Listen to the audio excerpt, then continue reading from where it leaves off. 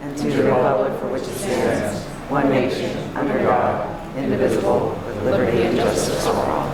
Almighty and everlasting God, who presides over all things in heaven and earth, come and preside over these deliberations so that those that make the decisions may be guided by your wisdom. Roll call, Ms. Payne, please. Mr. Brooks? Here. Mr. Marconi? Here. Ms. Gilbert? Present. Mr. Barrett? Here. Mr. Belishko? Here. Also in attendance is Mayor George Brown, Administrator Charlie McCormick, City Attorney Tim Henry, Assistant City Clerk Tracy Smith, Administrative Assistant Lisa Sanfilippo. Good evening. Welcome to tonight's regular session of council. Please turn off all cell phones. Following are some important council rules. They are not intended to be a complete list. Please adhere as closely as possible to the 5-minute speaker presentation time limit. No persons are allowed to address council from beyond the rail, except the speaker at the dais who has the floor. The chairperson shall preserve order and decorum and prevent attacks on personalities.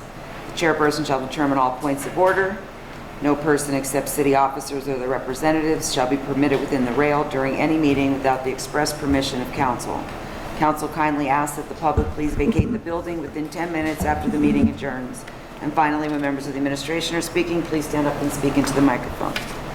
Would anybody like to speak on pending legislation? Angel?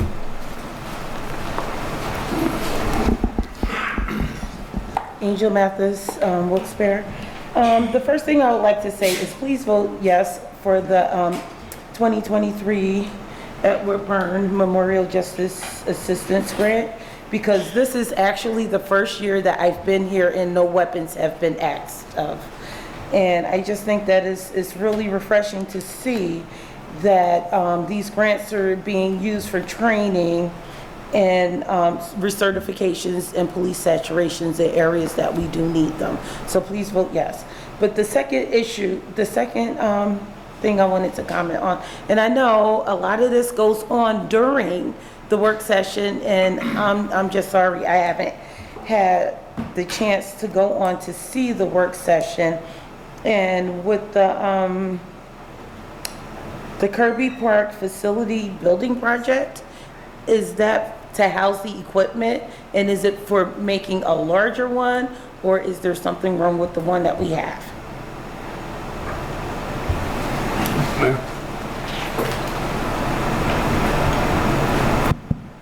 Hi, Angel. The facility is actually in really bad shape. So we secured a grant for $250,000. And when we built the new building, it will be housing the flood walls and equipment that is used whenever there's a flood scare with the Susquehanna River. We had to put the flood walls, if you remember what they look like, they're big metal walls that go up on both sides of the bridge. Right now they're housed outside of that area. We wanted something closer so that it'd be much quicker to put them on, easier. So it's going to be installed where those large trucks can go in and take them out easier, and also some of our equipment for the Kirby Park area will also be installed. But most of the cost of this building is going to be covered by the flood authority. We're only paying a portion of it. And that is being paid, like I said, through a grant that we received for that purpose. Thank you. Okay? Anyone else on pending legislation? Sam? Sam Troy. I have a question about the awarding of the insurance to risk strategy, the insurance package, risk strategies. As I understand it from reading an article in The Voice, this represents approximately a 15% increase over last year. I would like to know from the mayor or somebody on council, it seems to me that spending in general is getting out of hand, and here's another example. I don't know this, I mean, I have the full agenda here, and there's no explanation. I just wondered what the reason for the increase. I mean, I know everything's going up. I realize that, essentially since the COVID. But did the city really look around did the city search high and low for perhaps another company to step in here and give the city a little more of a break, so that this extra money of about, I don't know, let's see, 10% would be what, 89,000, so about, let's say, That's over $100,000 difference. That's a lot. So I would like to know the reason for the increase, if it's just a whim on the part of Risk Strategies, or just saying, well, our prices went up. That's something that justifies looking into perhaps searching for another company.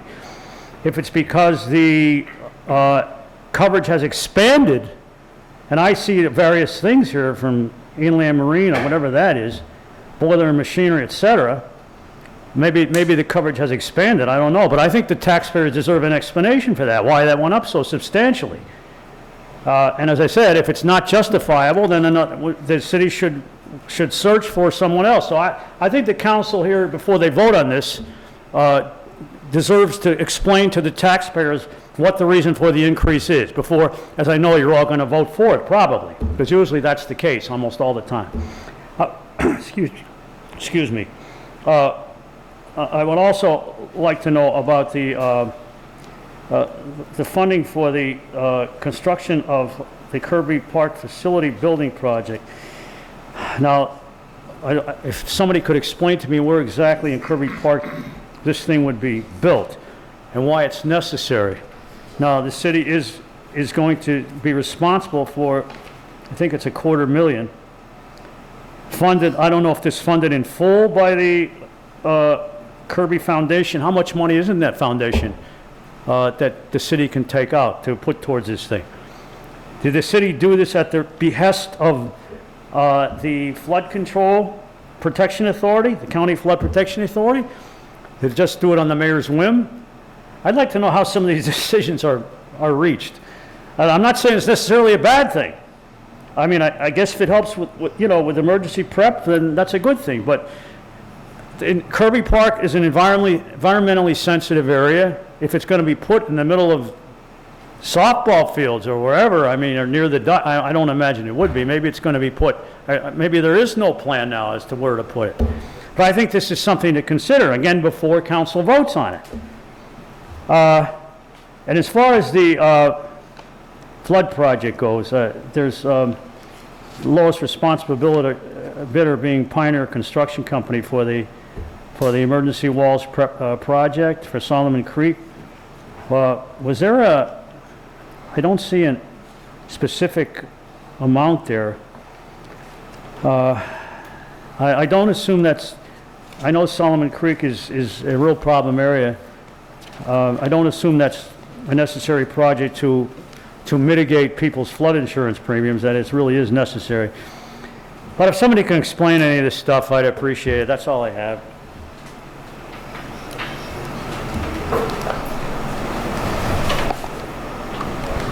Hi, Sam, can you hear me okay? Somewhat, yeah. Can you hear me okay now?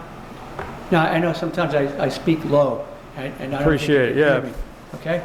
I never bring my hearing aid, Mayor. I have mine on. You want to borrow? You have yours in? Yeah. Sam, a couple of things. Yeah, the building at Kirby Park, it is being paid for by our portion, not out of the general fund budget, but out of a grant we received from the Kirby Foundation. We received $250,000, and specifically to rebuild it. The one we have now is not adequate. It's in bad shape. We're going to be building a brand new building where the old one is, and we're going to have it adaptable to being able to move the wall structures much quicker to offer protection for the residents and businesses in Wilkes-Barre. So this is not coming out of the general fund budget. It's a grant we received, and we felt that because of the amount of area we're going to use in that new building is proportionate, the flood authority would pay much, much more than the city's paying. And that's how it was worked out. So we're paying a lot less than the rest of the cost of that with the $250,000. Okay? The Pioneer, you're asking about Solomon Creek. Pioneer. Okay. We actually took a tour of Solomon Creek walls with 4 different companies, and we asked them to put a bid in on the wall restorations. We had Borton Lawson, an engineering firm, actually do a study of all the creek walls in the city. And when they went to the Solomon Creek area, there's several areas that have to be addressed. And what we asked Borton Lawson to do was identify the top ones that need immediate help to offer flood protection. And we're addressing the top 3 or 4 in that area, okay? One, we have to do a further study, so we won't be working on that until we get the study back. Because it's going to be different government entities that are going to be necessary to provide that information. But 3 of them are going to be addressed right away with council's approval. And that's where that is going to go. But it was decided that we need to address some of these right away. It's necessary to do that for flood protection. Okay, so that's the main thing here is flood protection. Was there a specific price? I must have missed it. I don't know if you, from Pioneer, I mean? Yeah, Kathy, did you have that posted? It's not in the resolution. I mean, did you have it posted from when? Yeah, In the from bid, I Tuesday's mean. meeting. Could you read that off? Or 750 give it to me, I'll read it off. Yeah, it's not in the resolution. It's not in It's the about 750. Around 750. 750?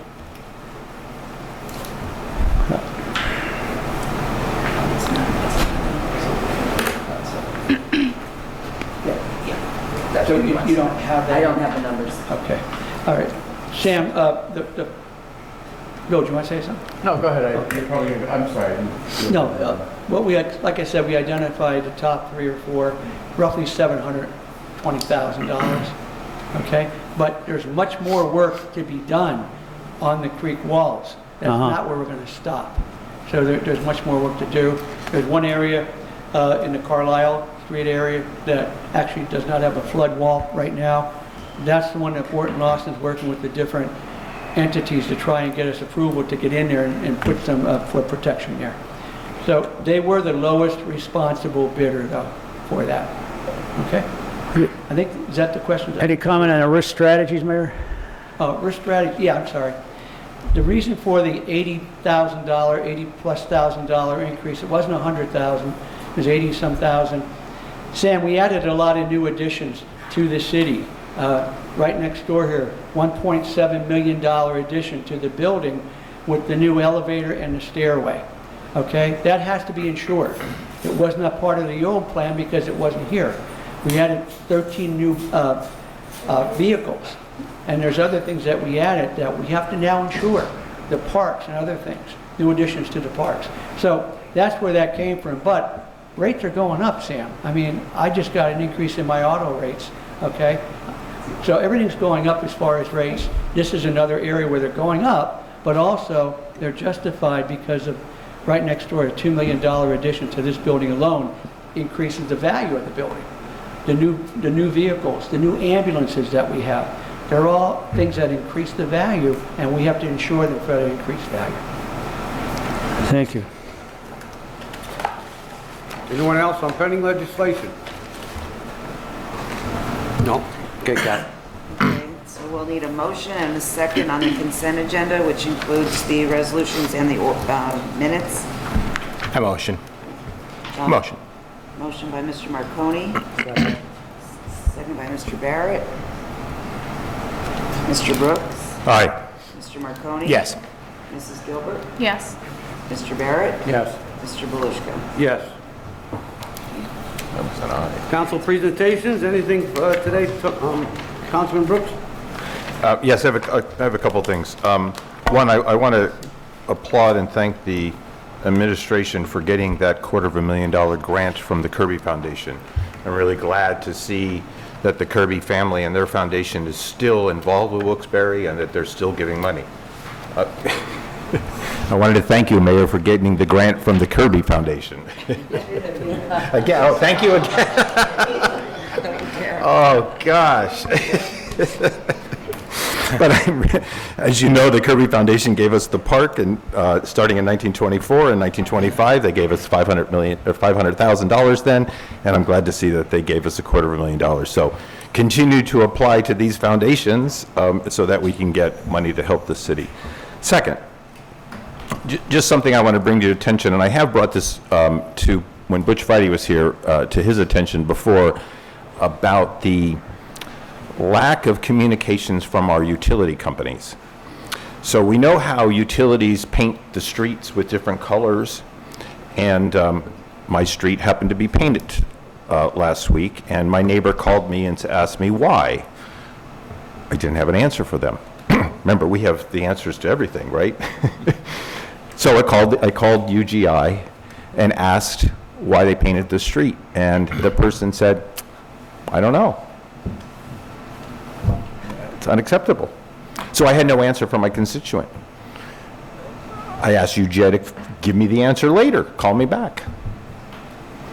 They called me back, still had really no answer. I just find that astonishing. So, you know how when we call big companies and the person who picks up the phone, it's never their fault, right? So I'm always very nice to those people. And I'm like, I know this is not your fault, but wouldn't you be also concerned about why your street's all painted with different kind of colors and what's going to go on this street? So then I went out to the guys at the utility company. Of course, they told me to call the utility company. Oh, geez. All right, so I'm not getting anywhere. But my whole point in bringing this up is, and I did bring it up, I know a couple times to Butch, is it would be exceedingly in the company's public relations abilities to, at the same time as they're painting the line, to go knock on the door to the person they're painting the line on and tell them what's going on. Pretty simple, right? So again, I urge us to work with utility companies. I know we're having a hard time with them, and you may have been very good with them in bringing them into your office about the delays and the curbs and the work that they've been doing a lot in Rolling Mill Hill. But again, how can we convince these utilities to not take advantage of the public, to tell us what you're doing, to communicate with the people? My neighbors are 86 years old, a couple. When I called UGI, the guy said, oh, we'll go onto our website. It's not the answer for someone who's 86. My neighbors don't actually even have a computer. So I'm just stressing that I hope these utility companies, and I don't want us to pass legislation forcing them to do this. I just want them to operate in their best interest to talk to people on their block exactly what you're doing and tell them. Because then that will reduce the phone calls that John, Beth, Bill, and Mike and I get from our constituents. So that's one thing. Second, this is all off the top of my cuff because I came from a very emotional funeral this morning of a constituent of mine who died. I have made a habit of going to funerals of my constituents who die. And it was a very sad, emotional event where mid-80s gentleman has lost his wife of his whole life, or being married. He was so emotionally distraught and had to leave the funeral and then come back. And I was just thinking to myself, how many elderly people do we have in our city who've lost a spouse of 50, 60 years, the only person that you have loved for so long and have shared such a wonderful life with and have built a home with, and now they're gone. And you have no children, you have no family, you have no kids. What happens? Do we check on that person? We don't. I mean, we could if we happen to really know who they are and there happened to be a neighbor or someone of us that we were close to as a constituent. But my heart goes out to the elderly who are now absolutely alone on the day that their wife dies and no one to turn to. And it makes me wonder, the senior citizen centers that we have, do they have a list of these people? Probably not, but is that something they can do? Obviously, we can do this as a neighbor if you live next door.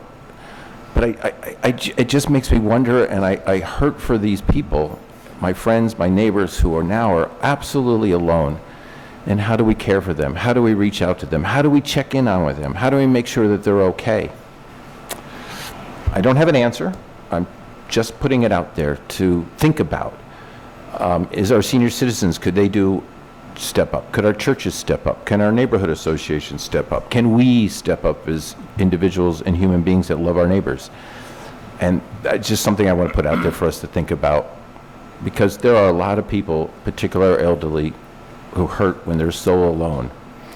So my friend who lost his wife, I'll call him tomorrow and find out how he's doing. But in the long term, though, really, it's tough. There's a lot of tough stuff that we're all dealing with, all kinds of issues. Every one of us is broken in some way. We're hurting in some way. And I just want us to be the best possible neighbors that we can possibly be. Thank you. Councilman Marconi, anything today? Yeah, just a couple. Tony, talking about utility companies, myself too, I just want to run it by Charlie. River Street. I'm thinking it's right around Antonio's, Courtright Ave, to the hospital. Contractors dug that all up. Over the past several months, there's poor patchwork done. Sidewalks were dug up, and looks like that they put asphalt on the sidewalks. So I don't know if that's just temporary, Charlie. Okay, it is just temporary? All right. So you guys are aware of that. All right, so that's cool. Next thing, just I want to bounce some ideas off everyone about the Hollenbach skate park. We all know it opened on Sunday. It's very close to where I live, and it's being really used a lot, which is good. I go by it quite often, and there's always kids there. Not only kids, but people of all ages are using it. And just some thoughts I was thinking, and the administration, you guys just think about these. Maybe we could do some of this, and maybe we can't. Perhaps on the weekend, just seeing how busy it was on Tuesday. Tuesday I was over there at 7:15. There was 72 people there on Tuesday. Which is great. It's just awesome. But I was just thinking, maybe on the weekends, maybe we should have a food truck come up, or take a look at maybe getting a food truck. I don't know. Just a thought. I speak to quite a bit of people there. They're very receptive of it. They're very thankful for the city doing that, which is great. Some people ask me where the rules and regulations were. We know where they're at. I was thinking maybe we could put maybe one more sign up if possible. We could take a look at that. And then Kevin from Plains Bike, I don't want to hammer his last name. I think it's Chuklowski. He mentioned to me about possibly putting an American flag up there. I think it's a good idea. Maybe the administration, again, we can just take a look at these. Of course, the American flag has to be lit up at night, but right on the clubhouse, there's a clubhouse there that we redid. There's a pretty big light there, comes on at night. If we should decide to go that direction, maybe we can put it right underneath that light, so it will be lit up. And again, just again, people are really enjoying that, and that's all I have, Mr. Chairman. Thank you. Thanks. Councilwoman Gilbert? Yeah, two things.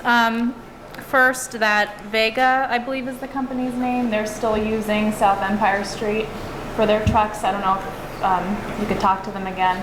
Solomon's been very compliant, so. Well, that's why we reached out. I figured. I'll try again, but they're not overly responsive at times. Okay. But I'll reach out again. Okay, if you could just update me. After your last. Okay, thank you. And then also, I'm not sure if anyone brought this up on Tuesday, but I would be remiss if I didn't mention the passing of Ron Felton last week.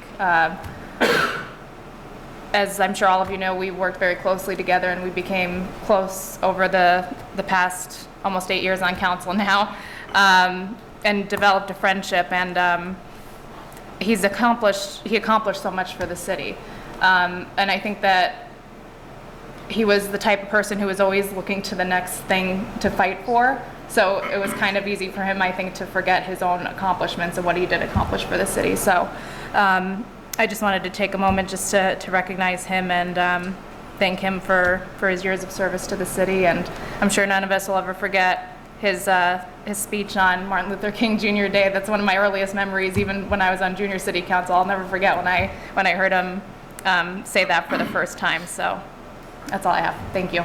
That voice. Oh my gosh, yeah. That voice is, Yeah, amazing. never forget it. Councilman Barrett? I don't know if this is something that's unique to my part of the city, but I just wanted to ask my colleagues, shopping carts. I don't know, I've never seen so many shopping carts left all over the place in my life. And I get complaints, and our Public Works Department is picking them up and doing the best that they can do with them. These shopping carts make one-way trips from a store, and they get dropped off wherever the person decides to leave them. If you go up in Sherman Hills, on the top of the hill by the fence, well, they can't make it through the fence, so that's where they end up sitting, behind Ben's Auto or under the Cross Valley Bridge, or they're coming down from the supermarkets or wherever. I noticed that Shields started installing some devices that make it very difficult to leave the property with. And I started thinking about what we can do about that, and I just Googled shopping cart ordinances, and I'm not proposing we do an ordinance, but I'm tired of looking at them laying all over the place, and I don't know if it's unique to that East End shopping area or whether you're seeing it in your particular districts, but I just think that they're a nuisance.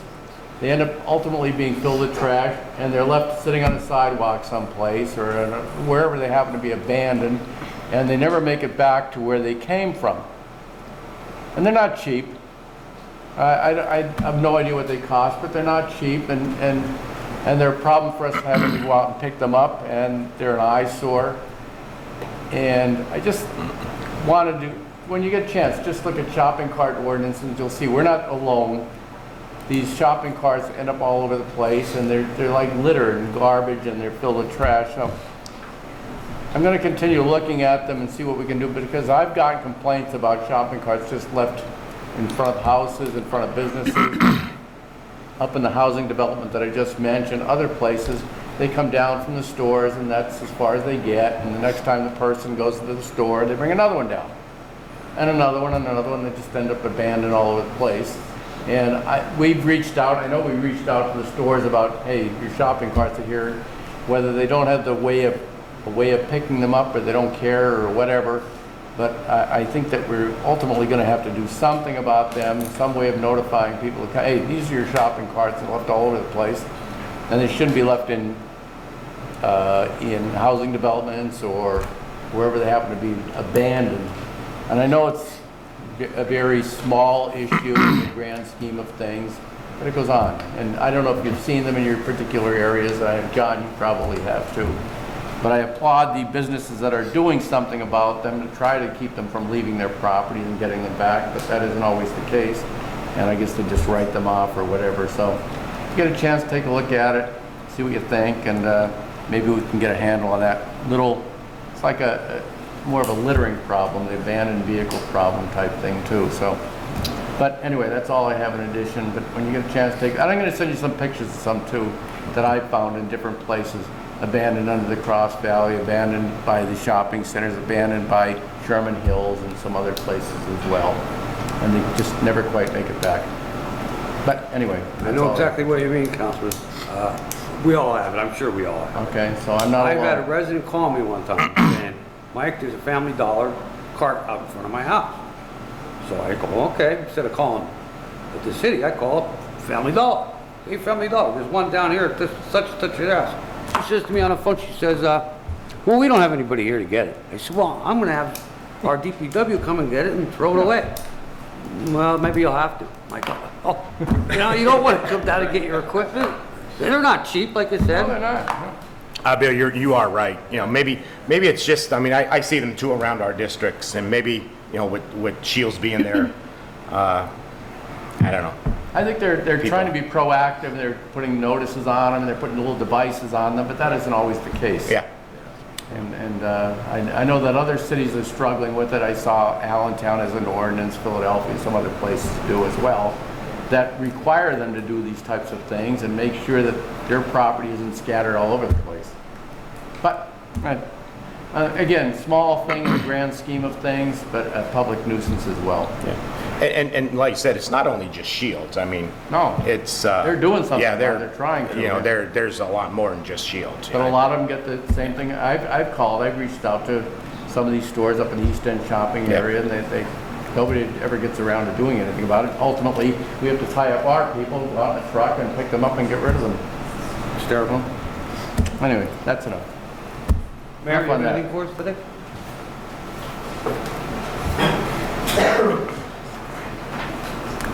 Yeah, John, just to answer a couple of the questions you brought up about the skate park. The skate park's a work in progress, and let me fill Councilman on some of the things that we're looking at doing. First of all, we did have some damage to the clubhouse. We had that repaired. We're going to be doing some road evening out as you come into the skate park. There's some nasty, right Linda? There's some nasty holes coming in there. We're going to be making sure that that's passable. We want to open up the park as soon as possible. It's not complete yet, so we're going to make some more of the crushed rock as you enter in. We're going to be possibly opening up the clubhouse if someone wants to lease that as a concession stand, which would provide food, but also rent out skateboards and scooters and BMX bikes. That's something we have to look into. I'll work with the city attorney on that, but it's an idea we have. And also, Councilman, I was also approached about putting a flag up. Yeah, we have one at every fire station, but we do want to put one in that area too. But the main thing was get it opened. So there are other things in the works that, you know, we're going to be working on before it's completed. And we have some other ideas, maybe putting some signs on the fence as a way of creating some revenue for that. You know, you see the different baseball fields where you have the signs on it, softball fields. Maybe that's something else. These are all things that we're looking at, but just so you understand, Councilman, it's not done yet. It will get done, and a lot of the things that you mentioned, we have in our back. Beth, I thank you for mentioning Ron Felton, and you're right. He was a wonderful man, but I also want to call attention to, yesterday we had a wonderful exercise where we recognized 5 firefighters, EMTs, paramedics for actually saving a man's life. We were at the South Station, and we presented the first ever Mayor's Award for life-saving efforts. Police and fire do it all the time. They don't get recognized for it, and sometimes the public doesn't even know about it. So I just want to make sure that everybody knew that, you know, we're really grateful for those 5 firefighter, EMT, paramedics for what they did. They actually saved a 60-year-old man's life because of their training that they have and the ability to do that. So I wanted to recognize them also. I know it was in the paper, in both papers. I thank you for that.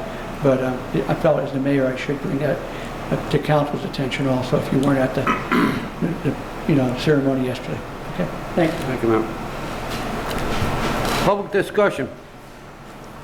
Jacob Brown? Sir, could you state your name first? Yeah. I'm Jacob Brown, Where do you live? Kingston. Thank you. First, I want to thank you for giving me the time to speak. I come today in the name of Jesus Christ. He's the King of Kings and the Lord of Lords, the Alpha and Omega and the ruler of the kings of this earth. And he's the one who created you, and he's the one who gave you your seats. All governments are subject to his rule and law, including this city council. So when you gather in this chambers and choose not to obey him, you are attempting to usurp his authority. The Word of God says in Psalm 2, for rulers to be warned, but to obey the Son, so that you do not perish in the way, but that you might find refuge in Christ. Jesus Christ has placed you here to govern this city with justice. Yet every year, every week, preborn babies are being murdered at Planned Parenthood just down the street. Over 700 a year. And you will be held accountable for that to God. So this is my message to you, council members. Be warned, O rulers of Wilkes-Barre, obey the Son. Don't perish with the wicked, but take refuge in Christ. He is mighty to save, and he can break through the hardest of hearts and turn them into hearts that love, trust, and obey him. So cease to do evil, learn to do good, and free Wilkes-Barre from the bondage that this city is under because of the blood guilt of thousands of children legally murdered on your watch. Thank you. Thank you. Susan Taylor? Your name, please, where you're from. Susan Kinsman Taylor, Hanover Township. My name is Susan Kinsman Taylor, and my son Joshua Taylor was murdered in Wilkes-Barre, August 26, 2022. My daughter, brother, and sister-in-law came to the city council meeting on July 13th to speak about the mishandling of my son's homicide by the Wilkes-Barre Police Department. I would like to remind everyone that my son died from blunt abdominal trauma from a punch he received at a local Wilkes-Barre bar. This was caught on tape. We have known who struck my son and killed him since the day my son died. It was ruled a homicide on August 27th. That weekend my son died was every parent's worst nightmare. To lose your son in such a violent and disturbing way. But that weekend we also knew it was caught on tape, ruled a homicide, and we knew exactly who struck Joshua, so we had faith my son's killer would be charged with killing my son. Little did I know at that time, but that weekend started with the total mishandling of my son's homicide by the Wilkes-Barre Police Department. Sunday morning, August 28th, I left a message for the detective. He called me back that night. He was just awful to my husband and me on the phone. He was obviously on the killer's side. It was quite evident. He said that the people at the bar loved Josh. They were the good guys. He was blaming my son for the person hitting him. I knew by the way he was talking, he would not charge my son's killer. I said, when are you going to arrest my son's murderer? And he yelled at me. He said he was not murdered and was explaining to me, a grieving mom, why I shouldn't use the word murdered. My husband then took the phone and went outside to talk to him. The detective then told my husband he was going to have me charged with harassment. Imagine this, a detective more upset with a grieving mom calling her son's killer a murderer than he was with the actual killer.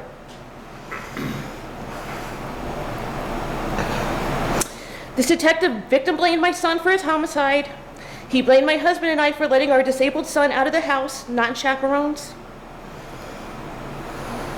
We reported the treatment we received from this detective that Monday morning, August 29th, to the DA's office.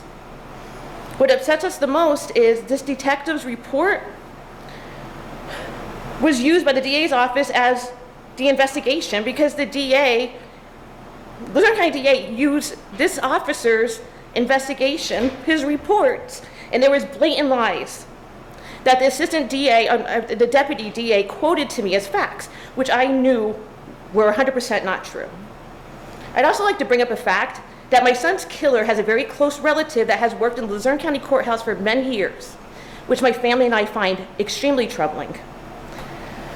I am also here to follow up some items from the last city council meeting my family and I attended. First, I read in the Citizens' Voice on July 14th that Mayor Brown would like to meet with my family. I have not heard about a meeting yet, so I would love to set a date to meet with the mayor. Second, I would like to know if a lieutenant was assigned to the police complaint I filed on December 20th, 2022. If one was assigned, when will we have answers to my complaint? I also have to state my opinion on this process of the complaint. To think a lieutenant is going to investigate a complaint of a fellow cop is very questionable to my family and me. Of course, the lieutenant is going to side with the detective, a fellow coworker. I think complaints on a police officer should be handled by an outside agency so the person filing the complaint would have it reviewed by someone truly unbiased and independent from the Wilkes-Barre Police Department. We are having a silent march for my son Joshua on August 26th at 6 p.m. This is the year anniversary that my son was murdered. We will meet at the courthouse and walk to the public square. If you can't walk, please meet up with us at the square around 6:15 to show your support for justice for Josh Taylor. I would like to close this by saying I didn't have to make what happened in my son's case and the mishandling by the Wilkes-Barre Police Department public, since I have known the Attorney General has had this case since February 1st. But it never sat right with me. I knew that the citizens of Wilkes-Barre needed to know that all lives don't always matter in Wilkes-Barre. My son's did not. This homicide was going to be swept under the rug last year if my family and I didn't fight so hard. No family should ever have to suffer the way we have. And my goal is by bringing to light the way we were treated, maybe another family won't have to suffer the way we have. Thank you. I'm sure if you call tomorrow to the mayor's office, he'll set an appointment up for you so you could meet with them. I'd appreciate that.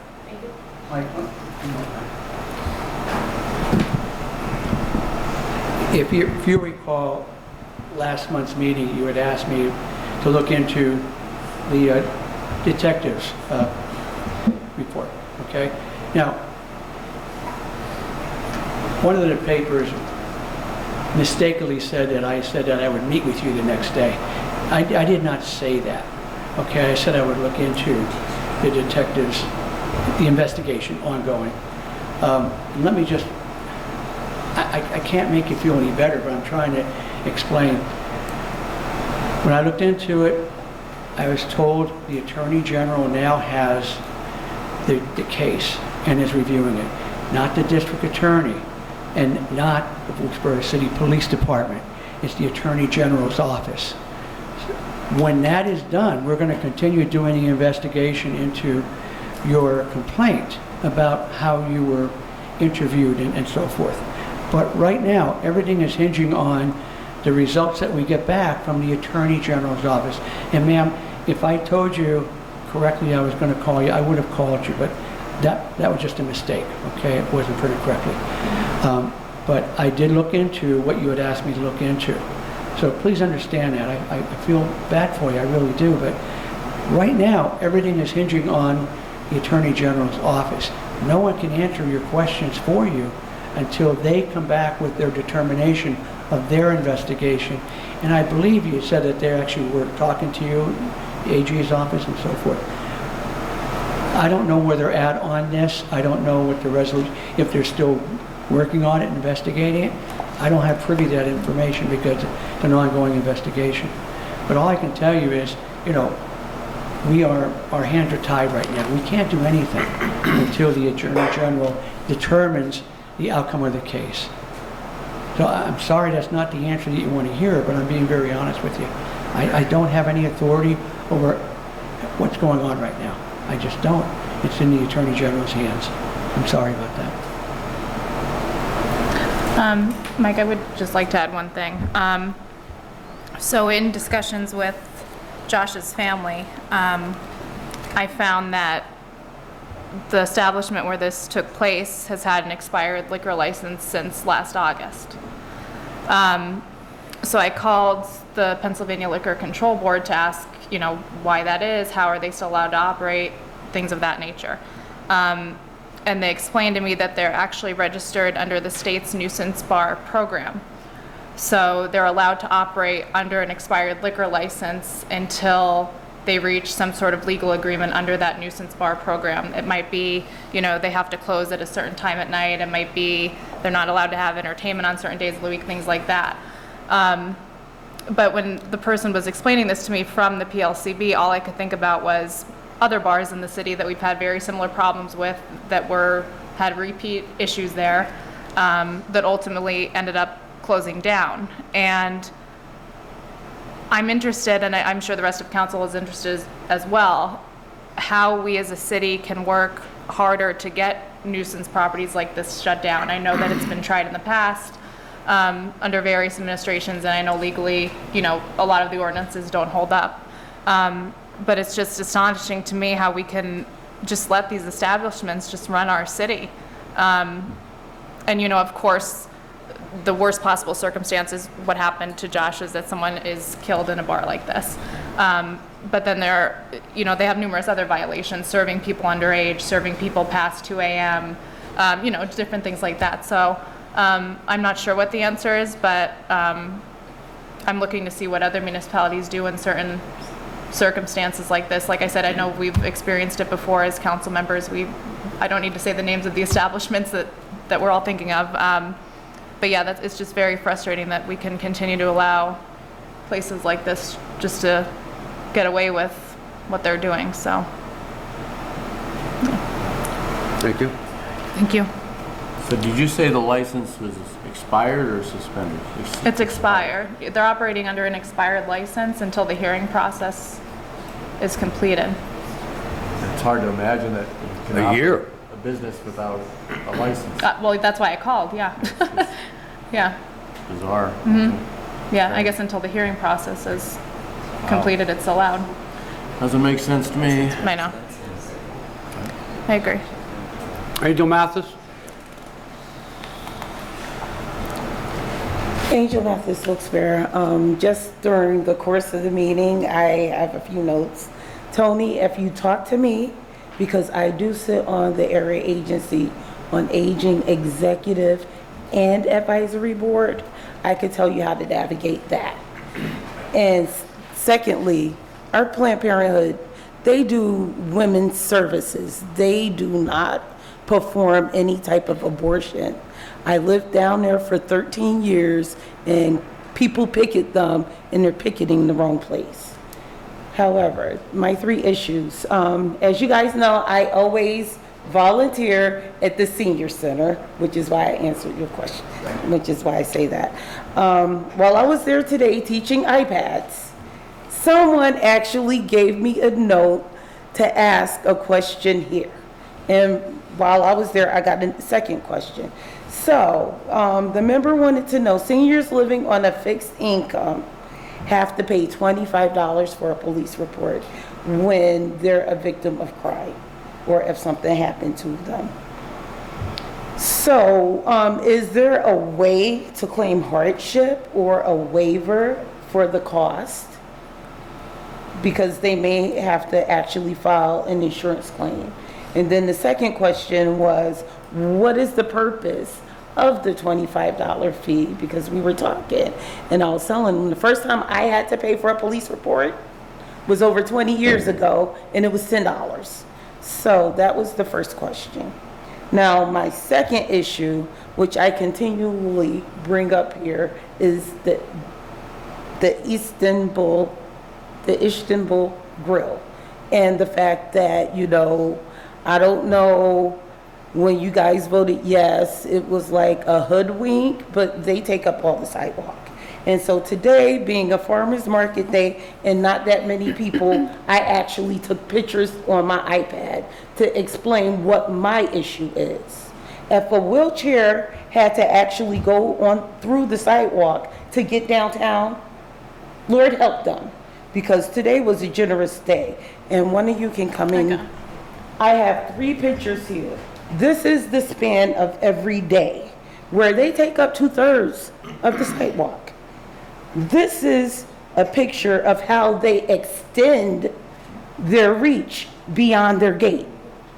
And this last picture shows that, you know, because of the temporary gate in front of Provincial Towers, you know, according to where the fixed fence is, that's where that gate is. And so if you look at it, it's not adequate.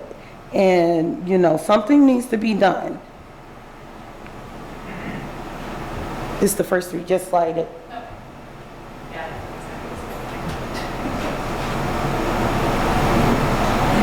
And my third issue was city bulletin boards. We just have a question, because there are bulletin boards that are posted throughout downtown Wilkes-Barre. So I wanted to know, who do you contact if you wanted to get information placed inside of it to promote? That's it. There's 3 pictures there.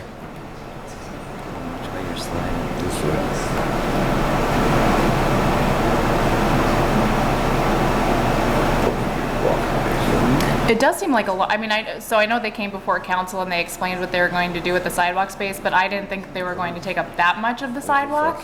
Like, I drove past there this morning and I just saw, like, I mean, they have a ton of, like, flower planters there, whatever. Yeah, but it takes them up the all whole. over. Yeah, I didn't think it was going to be that. Like, it's egregious, and I mean, in my opinion, but. Oh, that's a temporary gate for the, okay, I see. Oh, That was I don't not know. what I thought when you guys passed No, passed yeah, it. me- And that's every week, Yeah. all week long.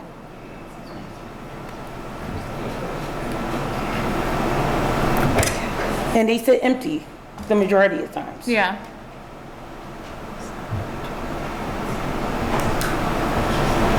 That was my question. Do you ever see people there? The most I've seen was 6 6 people? at 2 Quite a few- tables. Quite a few tables. 4 at one and 2 at the other. I know you're down there all the time, you're going by all the time. You don't see a 6 lot of people. activity there. I know we try to work with downtown businesses, we want to, but if they're taking up more than they should, and there's Yeah. really not much of a need for that, then it does seem to be overkill. That's That's what you were saying. quite sure what the process would be to have it looked at again to see if there are in conformance with the ordinance or the Yeah, well, resolution that was. what was it, like 15 feet or something like that we approved? Yeah, it looks like they got about 75% Wasn't it of supposed the to be on walkway to the there. side of it? Sam Troy?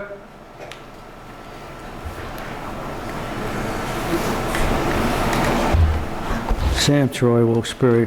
A few questions regarding fiscal matters. Tim, I have a question for you. I don't know if you can answer it, but regarding the hiring of Brian Swets for budget director, it was just the mayor just accomplished. Can council, if it wanted to, tweak, I don't suppose it could because we have a strong mayor form of government, tweak the hiring practices of the city? Or does it, would you know you'd have to investigate it? Yeah, I'll wait till you're done. If there's a chance that council could tweak it, I don't mean change it totally, overhaul it, but I'll tell you, Mayor, I object strongly to the way this thing was handled, and I don't have anything personal against Mr. Swets, but I think that to hire him I was only not much, but we're talking $98,000 for a guy who has no experience in the city. I know you're going to end up defending this and rationalizing it. I would like to know if this was political patronage of some kind on your part. Because it was, is he here? I guess he is. Arbitrary. Right there. It seems arbitrary, and it seems whimsical, and it seems to be not considerate of the taxpayers. If this person has relatively little experience in city government, and I don't care how much experience he's had in the county government, now I don't think he deserves to start at this salary. When the average salary of a person in Wilkes-Barre, if you're not aware of it, Mayor, family of four making about, I think it's around $29,000 or $30,000. I don't care what his responsibilities are. It's about time that this city shapes up its fiscal priorities and stop reckless spending in general, and stop inflated salaries of people, and stop excessive overtime, which leads me to, I'm sorry to get carried away here, but when I see that and I see, I'm struggling, the average person here is probably struggling to make ends meet, and this guy's stepping in here at $97,000, $98,000 with no experience in city government, it just gets me rankled. I'm sorry. I'd like to turn, as I have limited time, to a couple other issues here. I know you're going to defend that, Mayor, in some way, but that's your job. I think council, I think there should be some process. I don't know if this was followed. I don't think there is. It's always been that way, where the mayor hires whoever he wants to, or she wants. Well, we only had a he. Whoever he wants to hire. And I guess the salary, I don't know how the salary was set for Mr. Swets. But again, I think the salary is a slap in the face for the average person in Wilkes-Barre, the average taxpayer and the average resident who is struggling in some cases to make ends meet, to put food on the table. You could have left this job open. Anyway, I have a question about Coughlin over here. When is it, Mr. McCormick or Mayor, when does it reach a point where it gets to be so dilapidated and disgraceful? I mean, I know this happens with residential homes all the time. You take the legal avenues, and you take over the house, and pretty soon the house is demolished. I don't imagine that's going to happen with Coughlin because it cost a fortune to demolish it anyway. But why is the city letting this guy off the hook here? It's disgraceful. And I advocated to DCP, to Larry Newman, I don't know if, I'm sure this is not going to happen. The whole corner there looks awful with the tree stumps there. Is anything going to be addressed? Of course, you abolished the tree committee when you fire me, I guess, essentially. So I guess nothing is going to be done there. It looks horrible. The whole corner, not just Coughlin. But I wish the city would step in and do something and force the hand of the owner of Coughlin to shape up. I see there have been some of those, I guess they're weeds, those large things growing against the fence there. How long is this going to persist? I have another question about the pension fund, Mayor, if you care to address this. I just skimmed the article today in a local paper that $20 million that you borrowed is already spent that was to shore up this pension fund, and the pension fund is in deep trouble. Does council care about this at all? I don't suppose it does. You five care about the situation? One possibility here to ease this thing, maybe look into getting a new actuary. Another possibility is to eliminate overtime on the part of employees. Is the counting towards you ever hear of such a thing? Only in this city can overtime count towards pensions. Now, that is totally ridiculous. I would like an answer to some of these questions. As a taxpayer, somebody who, you know, I realize I'm an exception to the rule, somebody who's possibly interested in the course of this city's finances. Thank you. I won't want to go over time. I'll get yelled at. Yeah, to answer his first question, no, there's nothing council can do. Hire the finance. Can't do anything about that? Responsibility. No, they can't. We Unless could, you we amend could change the charter, though. Right. Maybe you should look into that. I do believe the salary that Mr. Sweat's is getting is similar to what the previous gentleman. What's that, Mike? I believe the salary that Brett Kittredge. 98,000. Yeah, but Brett Kittredge How is that was set? very close to that if he wasn't the same amount. What's that? Brett Kittredge was the same amount as the gentleman that's now Sweats. I Virtually. believe it's very similar. Does he doesn't have Kittredge's experience. No, I don't know. How can you justify $98,000 for somebody who's never worked in city government? You want to take a shot at that, Mayor? Thank you, Sam. Is that's just, don't say that's the way it's done. I mean, that's not acceptable, to me anyway. Thank you. Maybe give the job to me, I'll take it. I'll work for half that amount. Sam, I have a master's degree. Are you qualified for that job? What's that? Are you qualified for that job? Am I qualified? What are the qualifications? Can you tell me? Did you list them when you? I can tell you. Sam, let me Sam, talk. please, Now, no you- back and forth, please. You talked, let me try to answer your questions, okay? First of all, salary was set on market data, what the salary is for that position, okay? There's other cities that are actually looking for the same position and are offering more than we hired Mr. Sweats at. We've been trying to fill this job for roughly 6-7 months, and Mr. Sweats is the best qualified of all the applications that we received. He has extensive experience in as Director of Finance, budgets, audits, and the things that are required. He has the educational background, and he's one of the best qualified candidates I've seen, and utilizing a consulting firm, they agreed that he's the best qualified because we have a consultant on staff that actually helped us to try to fill the position. So market data, also his ability, his experience, the years of experience he has, whether you agree or not, he is the best qualified. I agree with that decision. You're going to say, well, what do you know about filling a position? Well, I have a master's degree in human resources, so I also worked in the field for over 20 years. So I think I know how to hire good people. He is going to be a very big asset to our administration, and I'm very happy to welcome him. If you don't feel that way, I'm sorry about that, but he is one that I was chosen to fill the position. Also understand, we are dealing with collective bargaining agreements, okay? And this position is a union position. So some of the things that we deal with are mandated through the CBA. So Sam, you're not going to listen to what I'm saying, probably. You're not going to accept it, but I'm trying to tell you why he was hired, and I'm very happy, once again, to welcome Mr. Sweats to our administration. He's very qualified and has a lot of experience. What's another question here? Could I just ask one question? Could I get a list of the applicants? Coughlin High School, yes, code enforcement was over at Coughlin. Last week, Charlie, was it?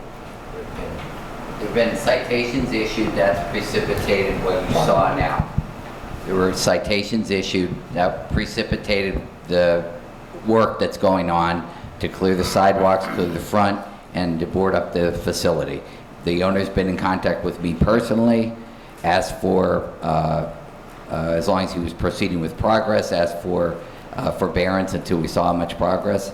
I said, fine. He started to progress on it, and I will keep on top of it. I'm the one who initiated it a month ago.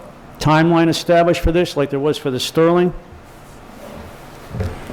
Sam, also about the pension fund, the balance we have now, 83 million, is the highest we've had in that pension fund even before I became mayor. When I took over as mayor, we had funding at 52%, okay? Which is much healthier now.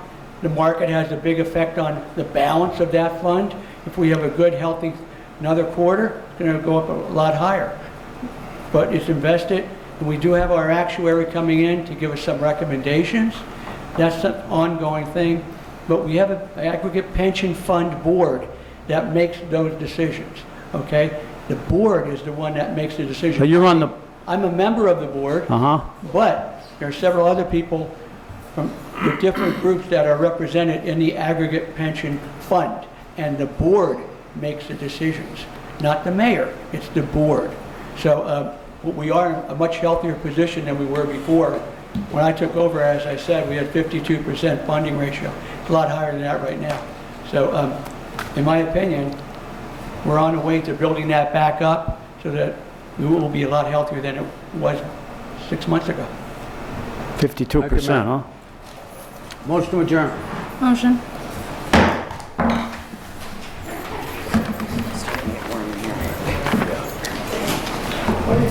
How's the little guy doing? He's doing good, yeah.